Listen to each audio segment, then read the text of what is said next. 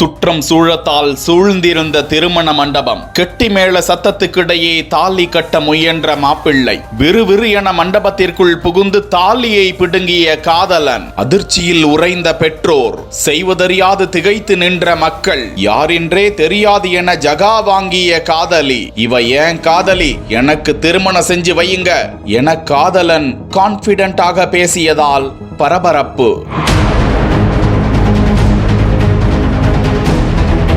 கர்நாடக மாநிலம் ஹசன் மாவட்டம் புறநகரின் கவேனஹள்ளி கிராமத்தில் வசித்து வருபவர் 25 வயதான நவீன் வேலூரை சேர்ந்த இந்த மணப்பெண் 21 வயதுடைய இளம்பெண் தேஜஸ்வினியை காதலித்து வந்ததாக கூறுகிறார். ஆனால் இந்த காதல் விவகாரம் குறித்து தேஜஸ்வினி பெற்றோரிடம் தெரிவிக்காத நிலையில் சிவமொகாவை சேர்ந்த பிரமோத்குமார் என்பவருடன் தங்களது மகளுக்கு திருமணம் நிச்சயித்தனர். அப்போதும் பெற்றோருக்கு பயந்து அந்த பெண் தனது காதலை மூடி மறைத்து திருமணத்திற்கு ஒப்புக்கொண்டாராம். இதனைத் தொடர்ந்து இரு வீட்டு குடும்பத்தினரும் வேலூரின் வக்கலிகர் பவனில் திருமண மண்டபத்திற்கு புக்கிங் செய்து உற்றார் உறவினர்களுக்கு பத்திரிகை கொடுத்து வரவழைத்து லட்சக்கணக்கில் செலவு செய்திருந்தார்களாம். முகூர்த்த நேரம் வந்துவிட்டது. மணமகன் தாலி கட்ட எத்தனிக்கிறார். திடீரென அப்போது வந்து குறுக்கிட்ட நவீன் தாலியை பறித்து கொண்டதால் மண்டபத்தில் பரபரப்பு நிலவியது.